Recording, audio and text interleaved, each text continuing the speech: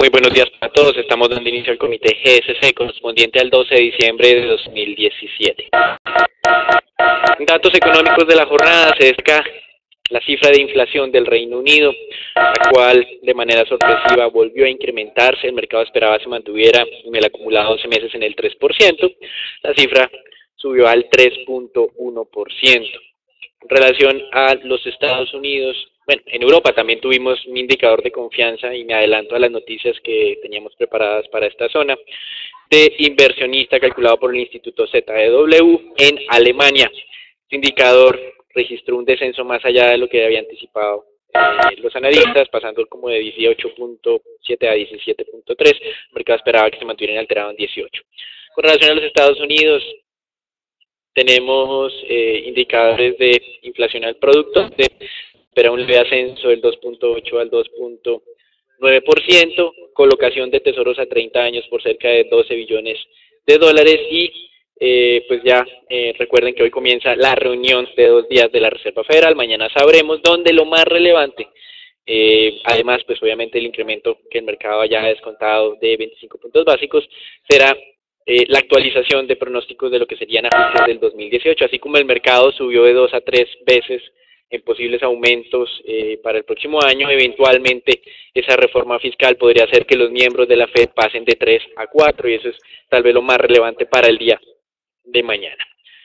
La jornada cerrará con algunas colocaciones en Japón, pero pues digamos que en cierta medida la jornada en términos generales parece relativamente liviana en términos de publicaciones de resultados. Tenemos algunas cifras en América Latina como la producción industrial en México. Con relación pues a los anuncios, un miembro del Banco Central Europeo manifestó que las inversiones en criptomonedas, específicamente Bitcoin, no suponen un riesgo macroeconómico, un riesgo sistémico para la zona euro, aunque obviamente para la persona de manera individual que esté invirtiendo sus recursos en esto sí lo está.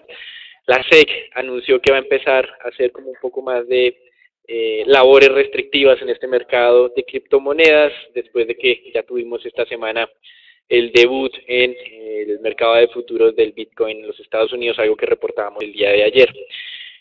Como manifestábamos en Alemania, teníamos un deterioro de las expectativas de los inversionistas. En este frente nos ha llamado la atención los avances que ha venido realizando la canciller Angela Merkel, con quien fuera su principal opositor en las elecciones del mes de septiembre, Martin Schulz, para encontrar una coalición de gobierno. Martin Schulz alcanzó ya como el aval o el apoyo de su partido para iniciar conversaciones o negociaciones para ver si dentro de los próximos meses pueden hacer una coalición de gobierno nuevamente. Recuerden que este partido de Martin Schulz había decidido no participar nuevamente de la coalición de gobierno, acusando el haber participado en estas coaliciones en la última administración de su bajo nivel de votación el pasado 21 de septiembre. Con relación pues, a América Latina, nos llamó la atención simplemente las minutas de la reunión del Banco Central, donde había ajustado la tasa de referencia a un nuevo mínimo histórico de 7%. Estas minutas ratificaron lo que pues, el mercado ya estaba vaticinando, las puertas abiertas a nuevos ajustes a la baja de la tasa de referencia, pero obviamente el mercado cree que estos ajustes van a ser limitados. Si al caso, en este momento están descontando una reducción adicional, incluso más moderada de los 50 puntos básicos que se realizó en la última ocasión para el mes de febrero del 2018. Hasta aquí lo que es reporte internacional. Recuerden que estamos muy pendientes entonces de lo que serían los resultados de la reunión de la Reserva Federal del día de mañana y en específico el cambio en lo que son los pronósticos de ajustes de tasas de interés. En Colombia, esta semana también, el día jueves, tenemos la reunión del Banco de la República, donde la mayoría del mercado espera que se mantenga la tasa de referencia inalterada. En nuestro concepto, las mismas razones para mantener inalterada en el mes de noviembre son las mismas que teníamos para que no hicieran los cambios en octubre o en el mes pasado del mes de noviembre.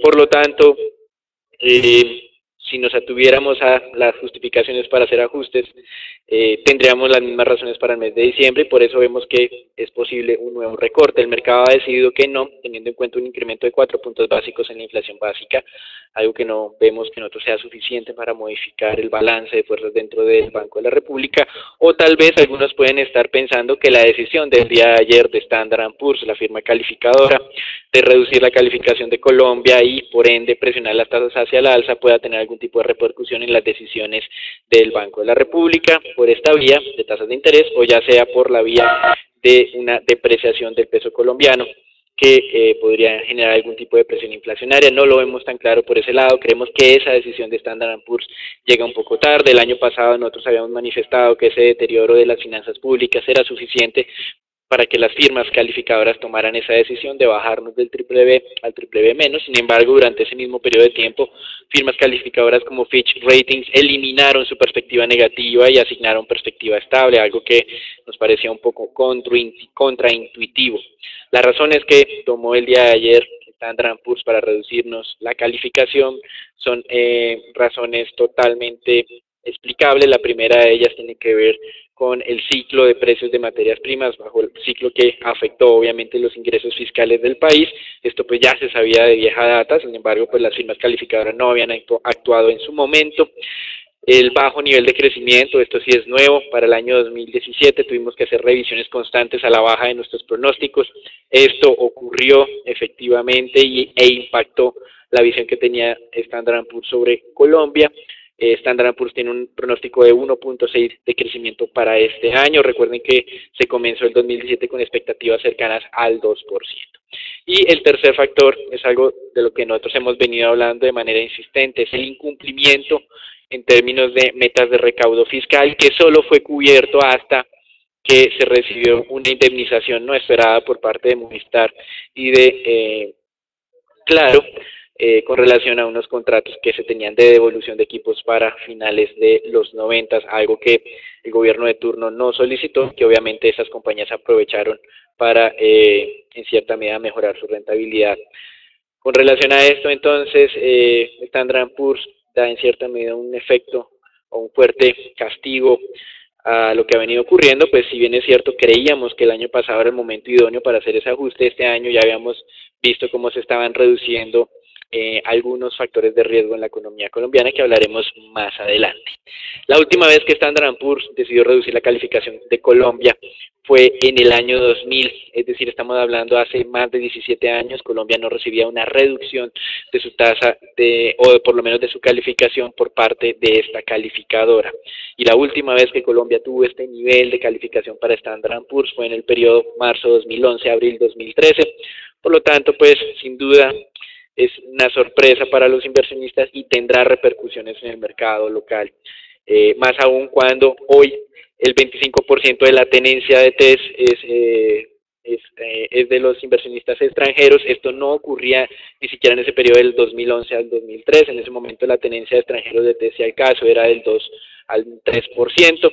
Y pues en el periodo en que redujo la calificación en el año 2000, pues en ese momento la inversión extranjera en deuda pública era prácticamente inexistente. Así que estos impactos derivados de la decisión de Standard & Poor's son sensibles, a pesar de, como lo manifestó la firma calificadora, el gobierno colombiano mantiene el grado de inversión en la mínima calificación posible y además con una perspectiva estable, es decir, desde el punto de vista de Standard & Poor's, previsiblemente no está esperando recortes adicionales en los próximos 12 a 24 meses.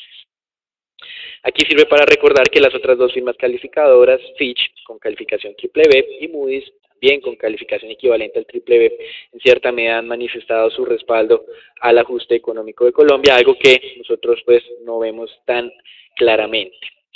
La DIAN el día de ayer también decidió informar que la recaudación tributaria del mes de noviembre había incrementado 14.4%. Este es uno de los mayores niveles de crecimiento en recaudación comparativa mes a mes entre 2017 y 2016.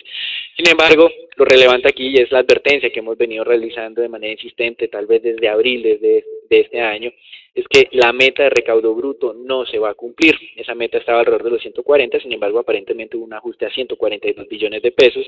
De acuerdo a nuestro cálculo en términos de crecimiento, los recaudos del mes de diciembre de este año alcanzarán para un recaudo total de 137 billones de pesos, es decir, estamos hablando de un desfase de 5 billones. Como lo manifestaba Standard & Poor's, ese desfase de 5 billones fue cubierto parcialmente por el pago de la indemnización de Claro y de Movistar. Ese pago de indemnización fue por 4.7 billones de pesos, de los cuales 537.000, cerca de 540.000 millones, fueron desembolsados directamente por el gobierno colombiano, porque el gobierno colombiano es accionista también de Telefónica Colombia, que es Movistar Colombia. Entonces, digamos que esto es simplemente lo que ya habíamos descrito como factores de riesgo. Sí nos sorprendió el momento o el timing en que Standard & Poor's tomó la decisión. Como manifestábamos previamente, consideramos que esto habría sido más oportuno desde el año pasado. Sin embargo, las firmas calificadoras habían dado el beneficio de la duda ante esa reforma tributaria que se tramitó durante ese periodo, que terminó siendo no estructural, simplemente como ha sido característico en Colombia, para buscar subsanar algunos faltantes de corto plazo. También, como era de esperarse, el codirector del Banco de la República, José Antonio Campo, quien tiene una visión un poco más heterodoxa de la gestión económica, dijo que no está de acuerdo con esta decisión adoptada por Standard & Poor's. Considera que ya el control de la inflación y la reducción de los riesgos externos a través o medidos a través del déficit de la cuenta corriente son factores que mostraban que la economía colombiana estaba haciendo una buena gestión o se estaba ajustando de manera razonablemente bien para evitar este tipo de decisiones por parte de la calificadora. Por su lado, el ministro de Hacienda, el doctor Mauricio Cárdenas, manifestaba que esto simplemente es una advertencia para los candidatos del proceso electoral 2018 de no prometer gastos fiscales excesivos, pues la economía no da para eso, por lo menos las finanzas públicas no están para eso. Así que simplemente lanzó una advertencia hacia futuro de lo que debería ser la gestión y las promesas de campaña en cuanto a temas fiscales. Ya vimos que algunos candidatos considerados amigables con el mercado habían manifestado su intención de hacer un mayor gasto fiscal. Y para cerrar este tema de la decisión de Standard & Poor's, el Banco de la República también publicó lo que fue el déficit externo correspondiente al periodo de enero-septiembre. Ya ese déficit, que en el año 2016 alcanzó niveles del 5.5% para ese periodo, está descendiendo a niveles del 3.7%, que era el pronóstico que tenía tanto el gobierno como el Banco Central en este déficit. Claramente se ve que la economía ha venido ajustándose a esos menores ingresos internacionales y de esa manera pues ha venido compensando con menores gastos. Sin embargo, pues ya para el último trimestre podría incrementarse aún más este beneficio de reducción del déficit externo, teniendo en cuenta los buenos precios del petróleo, los cuales pues el día de ayer marcaron ascensos aparentemente por un tema de suministros en el Mar del Norte. Por lo tanto, pues, si bien es cierto, entendemos las decisiones de Standard & Poor's, creemos que este anuncio llega un poco tarde frente a lo que habíamos esperado en su momento. Lo que debe hacer el mercado de ahora en adelante es estar fijo su mirada en lo que podría decir Moody's sobre la calificación, teniendo en cuenta que las firmas de inversión internacional generalmente necesitan o se acogen a lo que digan dos de las tres principales calificadoras. Hasta ahora solo ha sido una de las tres la que ha tomado la decisión de asignarnos el menor grado de inversión. Las otras dos mantienen esa escala en ese nivel del triple B o el equivalente al triple B. Eso es todo por ahora. Los dejamos con Natalia.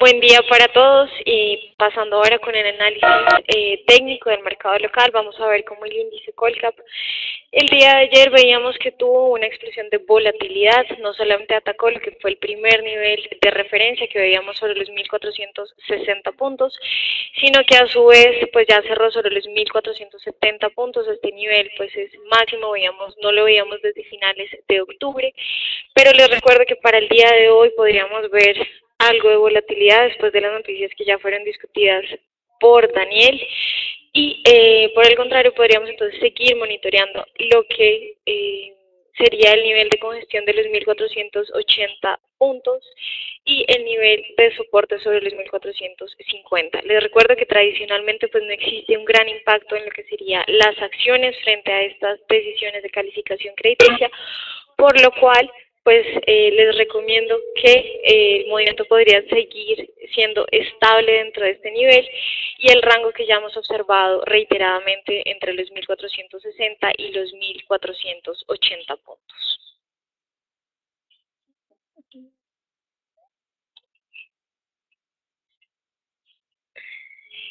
Ya pasando con el análisis de la acción prefial de Avianca, una primera noticia que tiene que ver ya con lo que son la normalización de las operaciones luego del paro de pilotos que observábamos ya varios meses atrás.